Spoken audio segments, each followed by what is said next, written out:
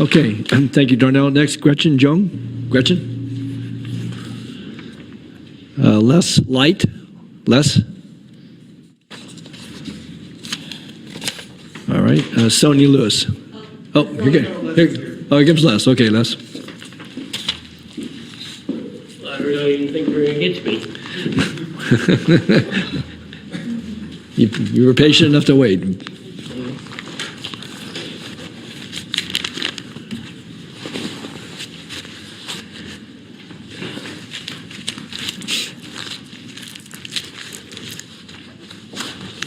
You know, I seem to have lost my prepared statement. Waiting. You want to? I can call somebody and give you just a second. You want to see if we find your materials, or you're welcome to proceed. You know, I'll take you up on that. Okay, all right, okay. So I'm going to keep Les right over here, and I'll call you after 2. All right, come right back. Don't leave. Okay, Sonia Lewis. Yeah, Sonia. Yes. And then we'll get Les after we get Les next. Okay. You want to say props for doing that. The city would never have done it, ever. Appreciate it. Yes, Sonia. It's been a very long time, and I don't miss this place. And so I just ask that you give me grace because it has been such a long time. Does grace mean more time? Yes. How much more, Sonia? I don't know. Okay. Okay, well, the clock's still going to run, though. Okay. So, fairness to everybody else is waiting, so, okay, go ahead. As a long-standing member of this community, there was a young lady who spoke earlier about Garden Block 29th Street. That is the community that I landed in Sacramento in 1985, a long, long time ago. And I'm much older than her, and for her to have those experiences that mirror my experiences is a shame. But as a long-standing community member, I stand here with other members who have been extremely diligent stewards of the care of this community and bringing not just experts, but facts supported by research that speaks to the need to not waste more money on expanding the very system that profits off of incarceration and fails to address the reason that cells and cages are the default in the first place. Let me not be remiss in this fact that California is the 4th largest economy in the world, and that this is not a state where we're talking about deficits. We are very resource rich. In that richness, we are still failing on so many levels. And to add a bill, and to not add a bill at the state level to take language like slavery and incarceration out of our state constitution speaks to why we are here today and the profits that are made off of specifically Black bodies. We aren't as progressive of a state as our politics are blue. But I digress. I hope we can all agree that there's a problem with incarceration in this county and in this country.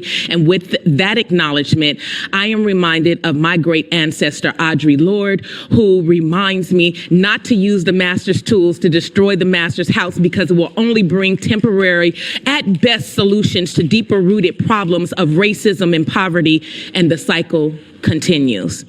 So many experts have come before you urging you to consider more cost-efficient, more care-centered, more trauma-informed, more harm-reducing mechanisms to support and solve a deeper-rooted problem of racism and poverty. And I'm going to keep going back to racism and poverty because after the Emancipation Proclamation in 1865, laws were intentionally created to fight people who were freed from slavery, which were in poverty with nothing. Hence why the issue is highly connected to racism systemically and structurally. Many, like myself, have come to the conclusion that poverty forces people to consider actions that are deemed criminal, also subjectively criminal.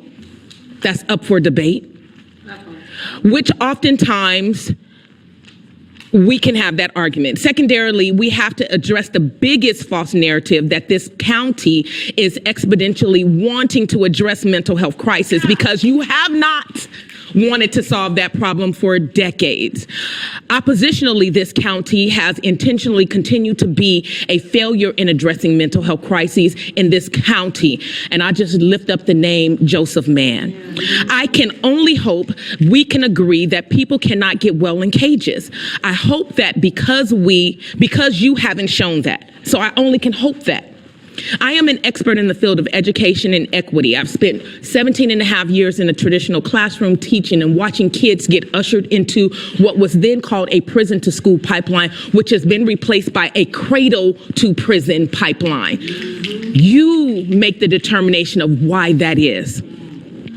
But it is obvious that preventative approaches to spending our tax dollars to fund resources and programs that are have more positive impacts and outcomes on the most vulnerable in our community between the ages of 0 and 25.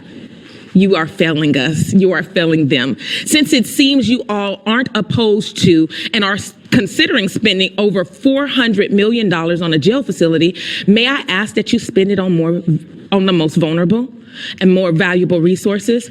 See, the cradle to prison pipeline is real. Thus, an investment in jail facilities only increases and strengthens access to jail cells and cages. It perpetuates the norm and it commodifies the people continuing to historically be fed into a prison industrial complex, which is poverty pimping 101.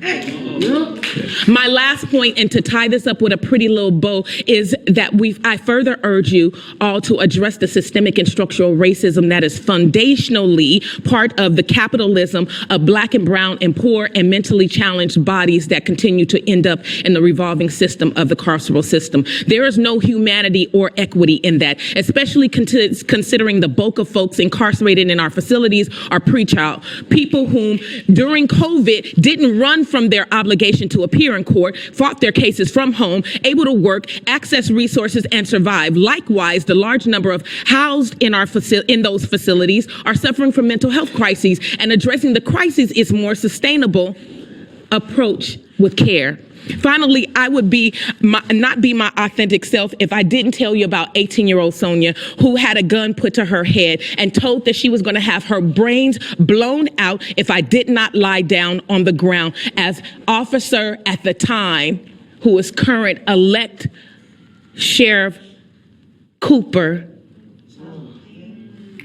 put a gun to my head at age 18 and told me he would blow my brains out. He is a terrorist. He is a harmful person to our community, and he has a track record. I can bring a litany of people that would form a line out of this building of people he has terrorized in the Meadowview, the Oak Park, and the Del Paso Heights areas. But I digress. Let me wrap this up. Please. At the time of that gun being pointed to my head, I was an honor roll student at Luther Burbank High School. I was an athlete. I was accepted into Berkeley, Stanford, UCLA, and all the top-notch colleges around this country. I lived in a community that was littered with gang culture, violence, drugs, and crime, but it was exacerbated by officers like Jim Cooper. It's the trauma of racism and poverty. Imagine a world where you won't leave these seats right here that you occupy for another group of people needing to solve the same social ills. Facing these complex issues today, being better stewards of our resources and doing the job of elected officials to protect all of us today is important. My name is Sonia Williams Lewis, and I just wanted to remind you that Black women built this country. We fed it on our breast, and like my foremothers, I am highly educated. I have a BA in history and psychology, a master's degree in education, and I don't come to this podium ignorant of the fact that this is intentionally designed to keep the have-nots from having not.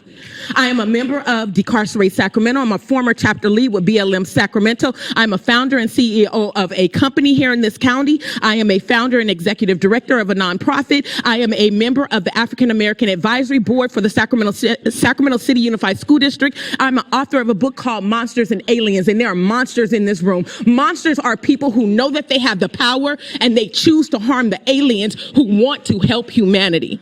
Based on all of these facts and data associated with incarceration, I beg you to act. And on this one last fact, I am the mother of 6 Black boys, and I want you in your hearts and minds to think about my youngest, who is 10. Make sure that he has every opportunity to thrive. Make sure that his education is prioritized. Make sure that his mental health is addressed. Make make sure that the doors of opportunity are wide open for him to run through and be the best version of himself, living, if he chooses to, in the fourth largest economy in the world that is resource rich. Do me this favor, do this community that favor, exceed our expectations today, invest in the preventative measures and center equity and leverage humanity. No more billion-dollar Band-Aids. Don't give us shovels to continue killing ourselves at the roots. Okay, thank you, son.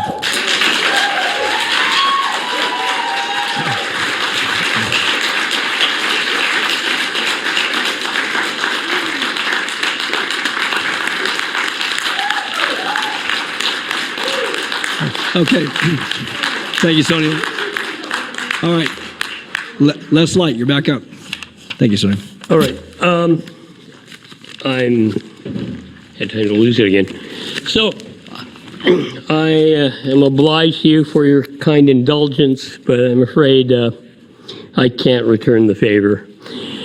We're grown-ups here. We should be grown-ups here, yes? We know where crime and violent crime comes from, but we don't talk about it. It is born of a maliciously generated poverty in a community characterized by cruel iniquity. The proposed jail expansion is inflicted as a containment for the anticipated acceleration of mental illness and addiction resulting from the continuing malicious failure of our municipality and county's policy and administration of housing. In Sacramento, policy of housing, like most else, is controlled by our dominant scale real estate, property development, investment, and corporate rental interests. If we are honest about bloody hands, theirs are the bloodiest. If you have any role to protect the interests of the more general population, for these interests, you must fail. You have been selected and cultivated by the controlling interests as failures. Examples for them of how government must fail. And that puts blood on your willingly bloody, failing hands. When the DA, elect, police uphold this order of things, they have very bloody hands indeed. Who holds them to accountability? Who holds these interests I mentioned to accountability? The ever closer alliance of the dominant property interests and the sheriff and police is an alliance of sociopaths to more tightly control our local government. The Sheriff's Department has brought for you to advocate for jail expansion a collection of individuals so selfish, greedy, unself-aware, and willfully stupid in their sequestered, privileged Sunset Magazine property value obsessed lives to be perfectly blind to the harm they do now, this day, and tonight. They talk about rising street crime that is imaginary. Property crime is a pale shadow of the monetary cost of wage theft by employers. But have we ever seen a cop or sheriff arrest one single employer for wage theft? An employer cheats employees as an astute business person. A worker can't pay rent and they are deemed failure. Why might they fall into mental illness or addiction? Why might you want to put them in an expanded jail facility? We hear disgust over the squalor of the increasing numbers of homeless encampments. But what is generating homelessness? Isn't the real squalor in the hearts and minds of our dominant property interests? They want to hide that squalor with jail expansion. To call our county sheriff an example of the banality of evil is to be indulgently generous. I want to thank my young colleagues here for the service they have provided in clarifying these issues tonight.